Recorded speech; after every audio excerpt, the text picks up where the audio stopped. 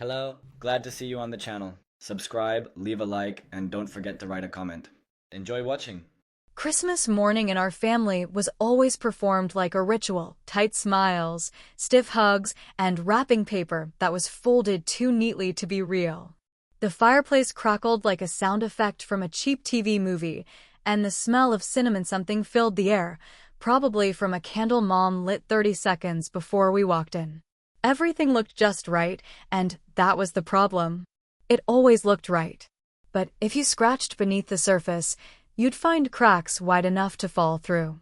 And this morning, I was done pretending they weren't there. Brad was already there, of course. He got to stay the night because of course he did. He's had such a rough year, Mom had said on the phone, and I could hear the clink of her wine glass even though it was noon when she called. Rough year. Sure. Rehab in Arizona that cost more than my college degree. A second divorce, this time from a woman who looked like a bottle blonde Instagram filter. And bankruptcy again. All of it somehow alchemized into sympathy, while my stability was invisible. That's the magic trick our family perfected. Turn chaos into compassion and responsibility into irrelevance. He greeted me with that smug, slow smile he always used when he knew he'd already won. "Hey sis," he said, drawing out the last word like it was a joke I wasn't in on. I nodded, handed Mom the casserole I'd spent 2 hours making, and stepped into the living room like I was walking into an ambush. There were too many gifts under the tree. Always were. It was part of the performance. Each year they overcompensated, like more boxes meant more love. I sat beside the chair they always left for me on the left side of the fireplace, a little too far from the center. Brad took the couch, next to Dad. They laughed at something I couldn't hear, and Mom poured herself another mimosa she insisted was just orange juice. We went through the motions. Brad opened a Rolex-looking watch I was sure he'd pawn by New Year's. I got a candle set that smelled like someone else's life, lavender, eucalyptus, and something labeled white woods. White woods. What the hell is that even supposed to mean? Then came the big moment. Mom clapped her hands like a child on a sugar rush. "We have one more surprise for someone very special," she said, looking at Brad with eyes that still saw him as her baby boy in Little League. Dad stood up and walked to the garage door, jingling keys like Santa Claus with a mortgage. And then came the reveal. A brand new Dodge Challenger sat in the driveway, gleaming under the soft blanket of snow. Red as blood. Brad's mouth fell open in theatrical disbelief, and Mom actually wiped away a tear. "After everything he's been through," she said, her voice trembling like she was announcing a war hero. "He deserves this. He deserves a fresh start." Brad hugged them like a reality show contestant. Dad thumped his back. Mom sobbed into his shoulder. And I smiled. I smiled because that's what I always did, and because no one noticed when it wasn't real. Then Dad turned to me, still wiping happy tears from the corners of his eyes. "And you, Lena, of course, we didn't forget you." He picked up a small box from under the tree. Square, wrapped in silver paper, too light to be anything that mattered. "Your mother said you were working on something special for us." I took the box and opened it slowly. Inside was a single white envelope. I looked up and met Mom's gaze. She looked confused for the first time that morning, maybe all year. "I wanted to write something this year," I said softly. "Something from the heart." Dad chuckled, already half turned back toward Brad, who was photographing the car like it was a trophy kill. "That's nice, sweetheart. Very thoughtful of you. Why don't you open it?"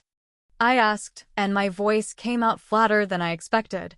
My heart wasn't racing. My hands weren't shaking. I'd spent weeks rehearsing this moment in my mind, and now it felt like reading lines from a play I no longer liked. Dad opened the envelope and unfolded the letter. The room went very still. I watched his eyes flick across the page.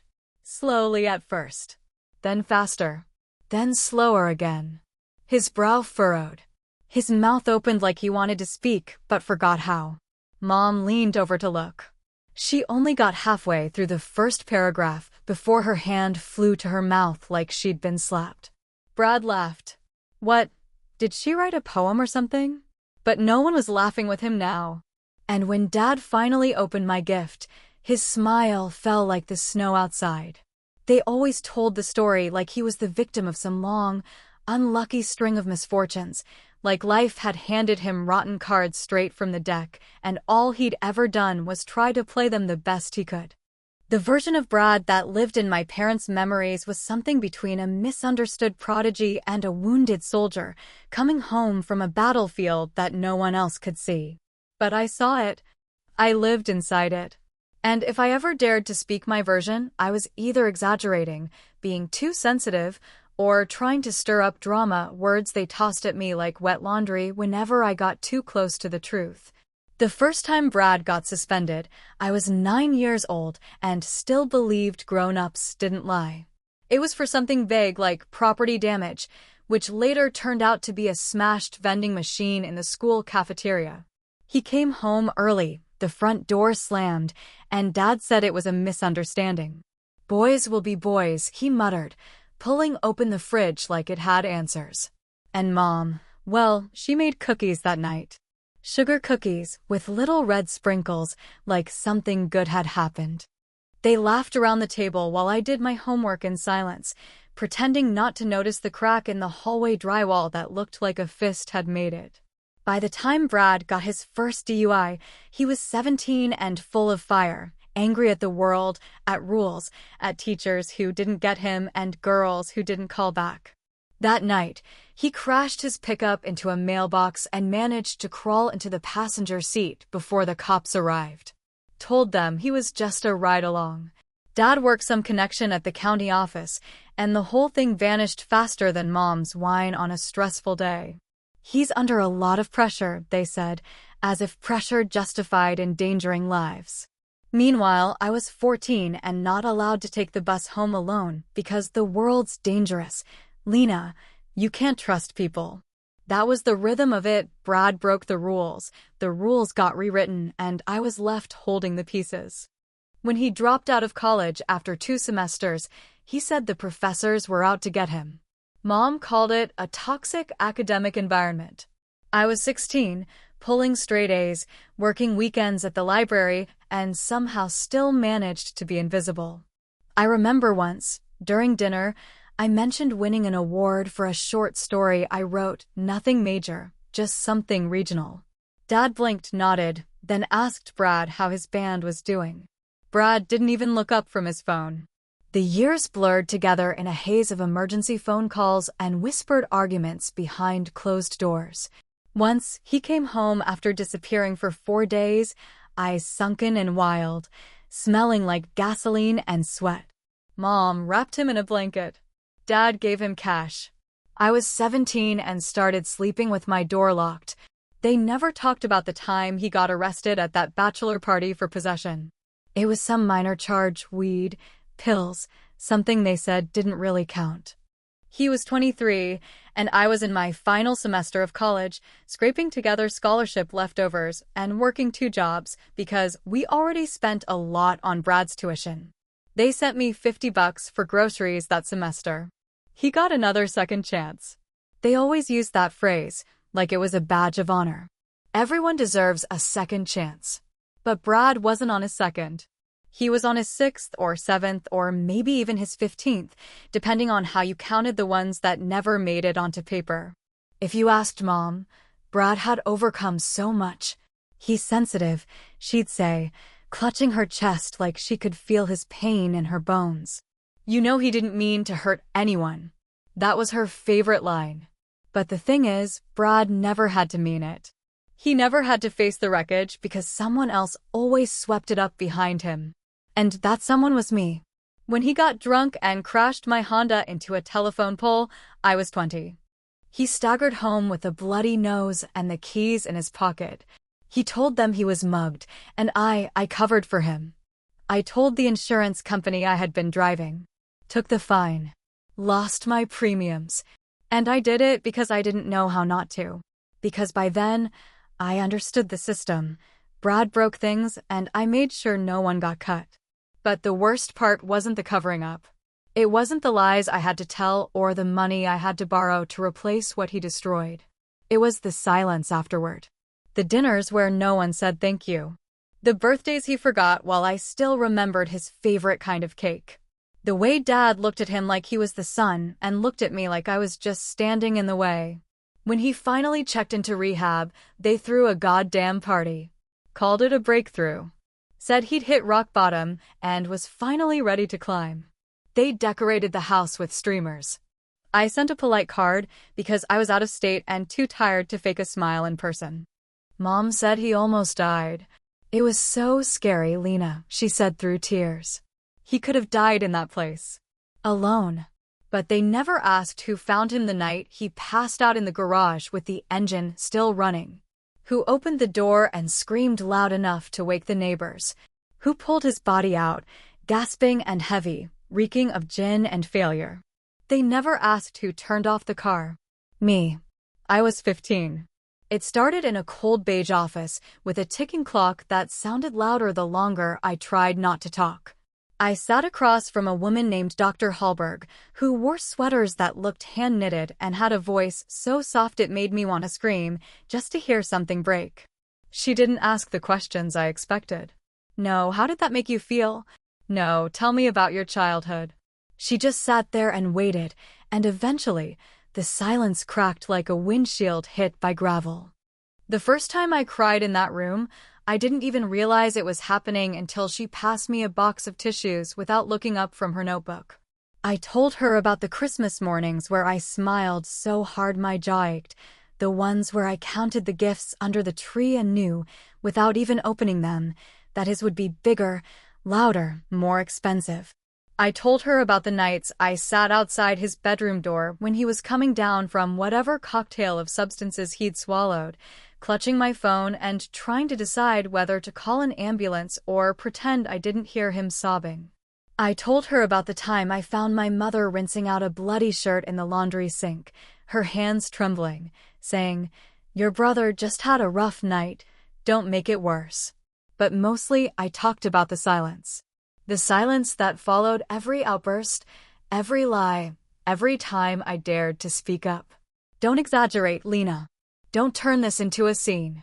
Don't upset your mother. There was a language in our house, and it wasn't spoken out loud. It was felt in glances, in the way doors closed, in the weight of things left unsaid.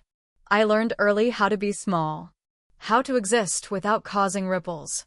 How to anticipate everyone's needs before they realized they had them. It was a skill set, a survival mechanism. But it left me brittle, like glass stretched too thin.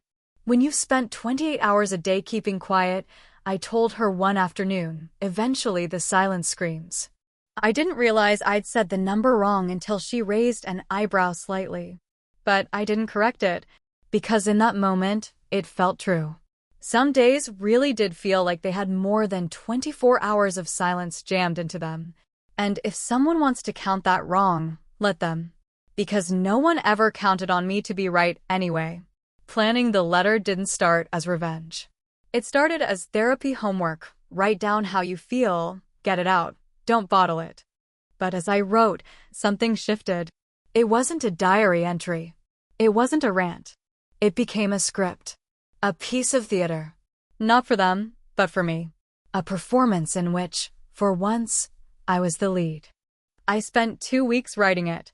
Not a single word was accidental. Every sentence was stitched together with cold, deliberate hands. I didn't shout. I didn't blame. I simply laid out the facts. The facts they all pretended didn't exist. I thanked them first, just to twist the knife slowly. Thanked them for teaching me how to lie, how to hide, how to disappear. I listed the events not with emotion, but with timestamps. Dates. Specifics. Things they'd long assumed I'd forgotten. The night he stole my rent money and swore I'd lost it. The morning Dad told me to stay quiet when Brad's ex called sobbing. The Christmas Eve Mom asked me not to come because Brad's on edge and we don't want to trigger him. I made sure every paragraph opened like a gift, neatly wrapped, but sharp when opened. And I knew, without question, that they'd read it all the way through, even if they didn't want to. Because curiosity is stronger than guilt. They would want to know what the quiet daughter finally had to say. On the outside, I kept everything the same. I answered texts. I sent a polite RSVP. I even complimented Mom's new holiday wreath when I walked in. I knew they wouldn't expect much from me. That's the benefit of being invisible. You can plan the perfect revenge in plain sight. For a long moment, no one spoke. The room had gone still in that eerie, suspended way a house does just before a storm rolls and nothing moves, but you feel everything shift. The kind of silence that doesn't bring peace, but dread. My father sat with the envelope still in his hand, one corner of the paper slightly crumpled from how tightly his fingers clenched it, like he already knew what waited inside. My mother leaned forward, her glass of mimosa untouched for the first time that morning, and Brad's smirk had vanished completely, like it had never been stitched onto his face in the first place. "Go ahead, Dad," I said, my voice as even and light as if I were asking him to pass the salt. "It's better if you read it out loud." He gave me a look I couldn't quite read, half defiance, half confusion, but then he unfolded the letter with the exaggerated slowness of a man trying to stall the inevitable. The paper rustled like dead leaves, and when he started reading, his voice was firm at first, rehearsed almost, like he thought this would be some sentimental holiday speech. It wasn't. "Dear Mom and Dad," he read, and I saw his shoulders stiffen already, even though he hadn't gotten to the second sentence. "I wanted to give you something meaningful this year. Something you wouldn't throw away or exchange. So I wrote you the truth." His eyes flicked up at me, briefly, a flash of something defensive. I didn't blink. "Thank you for raising me in a house where silence was golden," he continued, his voice cracking just enough for me to notice. "You taught me early that speaking up makes things worse, that good daughters smile and clean up and never ask for more than they're given. You taught me how to lie without opening my mouth." Mom shifted, suddenly less upright, like the words themselves had leaned against her ribcage. I didn't stop him. I just watched. I'd read this letter so many times already, in my head, out loud, in a whisper at 3 in the morning. But hearing it in his voice, that was new. That was necessary. "You taught me to hide bruises," he read, "not just the ones on my skin, but the ones on my heart. You taught me how to fold pain into something polite. You made me believe that loyalty meant covering for Brad no matter what he did." He stopped. Just for a second. His throat worked around the next words like they were choking him. "You asked me to lie to the school when he stole my laptop and sold it. You made me say I left it on the bus. You asked me not to report it when I found him in my bedroom, rifling through my drawers for cash." Now Brad opened his mouth. "This is ridiculous," he muttered, but no one looked at him. "You said, he's your brother, Lena, and he's struggling. And I believed you. I believed you so hard I turned myself into a ghost, just to keep your version of the story alive." I watched as my mother's hand trembled and reached for her drink, missed, and pulled back empty.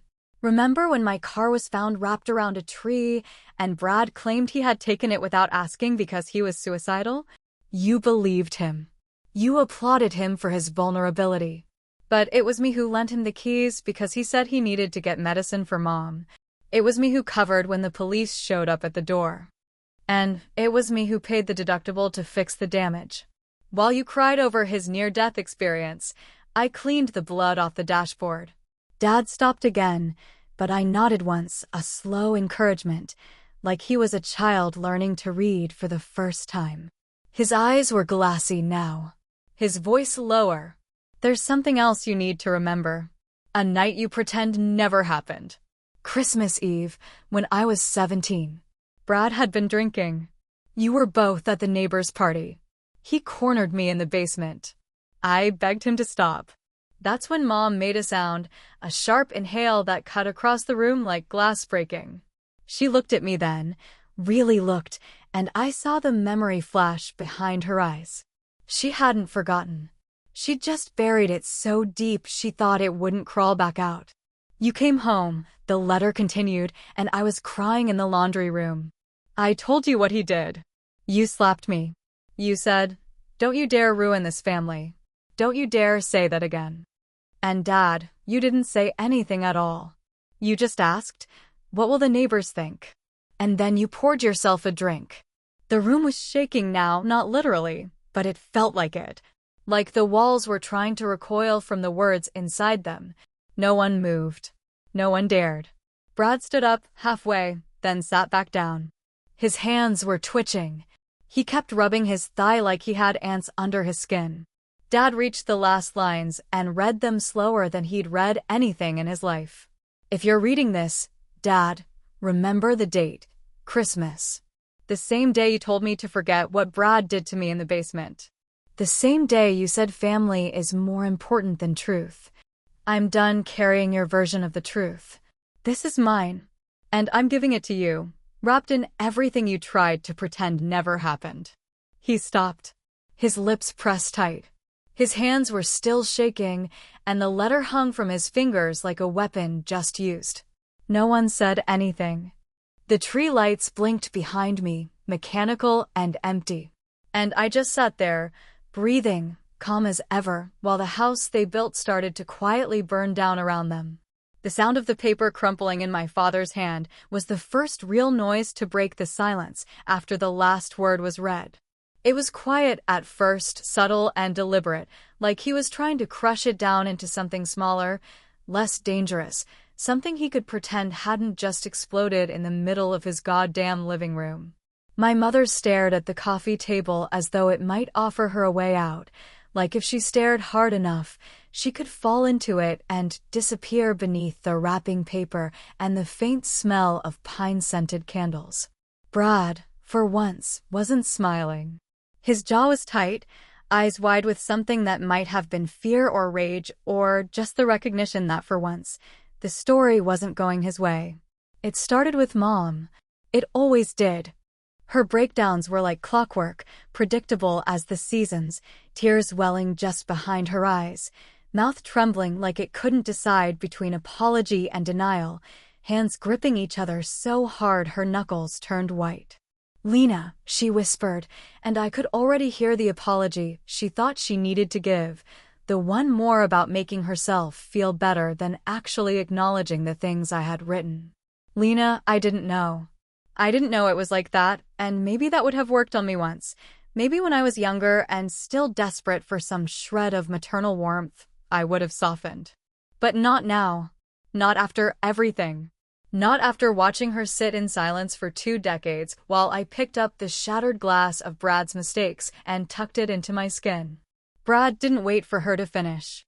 "This is bullshit," he snapped, and there it was, the fire, the tantrum, the fury he always summoned whenever the mirror stopped flattering him. "You think this letter means something? You think just because you wrote some dramatic sob story you're suddenly the hero now?" I tilted my head and smiled, not the kind of smile I'd worn every Christmas before this, but something sharper, thinner, and cold. "I didn't write it to be the hero," I said, and my voice didn't rise, didn't break, didn't even waver. "I wrote it because you finally don't get to tell my story for me." He stood up so fast the chair scraped across the hardwood, a screech of fury that made my mother flinch. "You think they're gonna believe all that?" he barked. "You think they're gonna turn their backs on me?" "No," I said, glancing at our parents. "I don't think they will. But that's not the point anymore." That was when Dad finally spoke, voice low and trembling with something I'd never seen on his face before, not anger, not control, not superiority. Just fear. Or shame. Or maybe both tangled together like wires behind a burning wall. "You've said enough," he said, but it came out softer than he meant it to. "You need to leave." The words came out like he was forcing them past something lodged in his throat, like he couldn't quite make himself believe what he was saying. And I didn't move at first. I wanted to see it, the split in him, the uncertainty. I wanted to see the doubt bloom on his face like frost, wanted to watch the realization settle over him that the obedient daughter he thought he could keep in the corner wasn't sitting still anymore. But then I stood. Slowly, deliberately. I picked up my coat from the back of the chair, shook it out like I was brushing off years of dust, and slipped it over my shoulders. I didn't rush. I wanted every second to stretch. I wanted them to feel it. I turned toward the front door, took one step, then paused. There was something else I brought with me that morning, something small and forgettable looking, something I knew none of them would notice until it was far too late. I reached into my bag, pulled out a black flash drive, and placed it gently on the table, right next to the crumpled letter, next to the remains of their perfect Christmas. "What's that?" Dad asked, his voice hollow, but I didn't answer him right away. I just looked at it, then at them. I recorded some of our talks, I said simply, still calm, still steady. Phone calls. Conversations you thought I didn't remember. Things you said behind closed doors. Things Brad confessed to me when he thought I was too scared to speak up. "You wouldn't dare," Brad said, stepping forward, the heat rising again in his neck.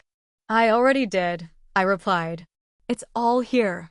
Their faces changed so fast it was almost comical. Dad's eyes went wide, Mom's mouth parted in horror, and Brad took a full step back like the thing was radioactive. I didn't have to say another word. The threat wasn't empty. The truth was no longer mine to carry alone. Now it was theirs too, and they couldn't unhear what had already been said. I reached for the doorknob, then turned back one last time, locking eyes with my father, his hand still hovering near the letter like he wasn't sure whether to tear it up or frame it. "I was the family's memory card," I said, voice low, final, and unshakable. "And now? I just hit play." I didn't wait for a response. I didn't need one. The flash drive sat there like a time bomb, ticking only in their minds, and whatever they did next would be done with the weight of the truth pressing on every breath. I walked out into the cold, into the silence, into the clean slate of winter air.